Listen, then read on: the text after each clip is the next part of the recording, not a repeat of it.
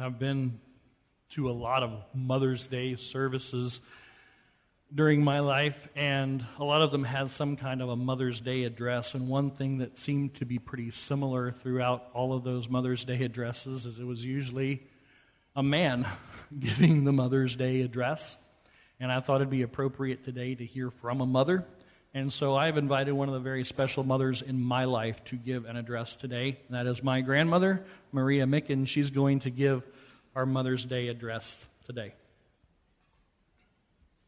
Here, take my other hand.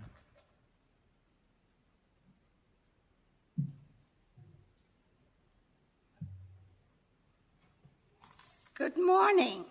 Good morning. Nobody knows how to be a mother. There is no instruction book. I didn't know how to be a mother. All I knew is what I learned from playing with my dolls and what my mother did. I was born in Argentina to a mother who was very strict and firm, and a father who was a softie. I could wrap him around my little finger. I always thought my mother was too strict and that I would never be as strict to my children. I wouldn't force them to walk through snow and storms to go to church and miss out on things that other children did. In 1939, our family made a visit to Germany. While we were there, World War II started, and my father was drafted into the army because he was a German. During the war, we were fine, except for bombs. We had food, clothes, and went to school and church. At the end of the war, things got very bad. The Russians happened to take us over and made us prisoners. My mother received a ration card for food, but my sister and I were denied ration cards because we were born in Argentina. A Russian commandant came and tried to take my sister and me away and send us to Siberia. My small and feisty and strict and firm mother stood up against that commandant and said, "Niet." She scooped us up and we fled with some other helpless people and wounded soldiers. We escaped all kinds of evil, danger, and threat of death. Now, my strict and firm mother was exactly the mother we needed. We made it back to Argentina, to a very secluded town in the jungle. I was determined to be a missionary nurse and make my own way strong like my mother. But it turned out that our little town was in the visitation route for a handsome young pastor who brought us communion and brought my parents various newspapers and other items. I didn't realize at first, but he was coming around and bringing things for my parents more often than his schedule of 5 weeks. He came often to the clinic where I was working. Eventually, he asked me out. I told him no. He asked several more times. I kept saying no.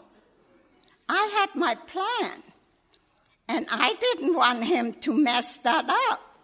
And I didn't want his parishioners to see us together because they were going to start rumors.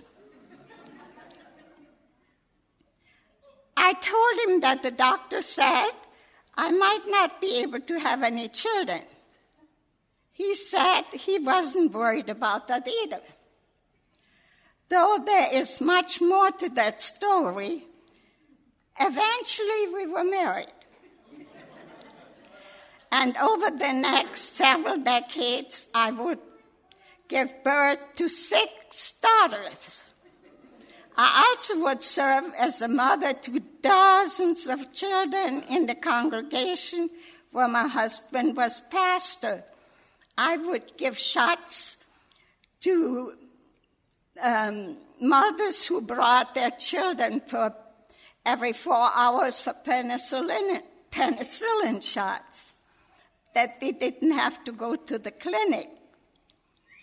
I would help raise 12 grandchildren and be blessed with 22 great-grandchildren and even a couple of great-grandkids. And you know what? I was strict. I made my kids and grandkids go to church, even in bad weather. And even when their friends had more fun things to do, I made them clean their plates and do their homework, and I made mistakes. And we came through situations where I had no idea how to deal with them. And through it all, God was faithful, and I still don't have an instruction book. So let me tell you my advice on how to be a mother. Trust that God is with you no matter what life hands you. My mom never thought that her duties as a mother would include helping her children flee through gunfire and escape an enemy, but she did it with God's help. Children pray, she always said, when we were fleeing. So go to him with everything. Pray before meals, have family devotions, and make sure to encourage and praise your children. Don't think that you have to know it all. Your mistakes don't make you a bad mother. They are opportunities to draw closer to God. God made you to be you, and if you love God, he loves you. You should love yourself. And one more thing, there are many kids who call me Mommy Megan, even after they became adults. They were not my flesh and blood, but I loved them. But I was a mother for them. Some mothers give birth to children, some will adopt, and some will provide love and care to other people's children. Many of our children will outlive us, and some of us will outlive our children. Some of us will mourn the loss of a child we never got to hold. I myself experienced that. But all of those situations, God has made you a mother. My husband always said, One of the highest callings is to be a mother. Rejoice in who God made you.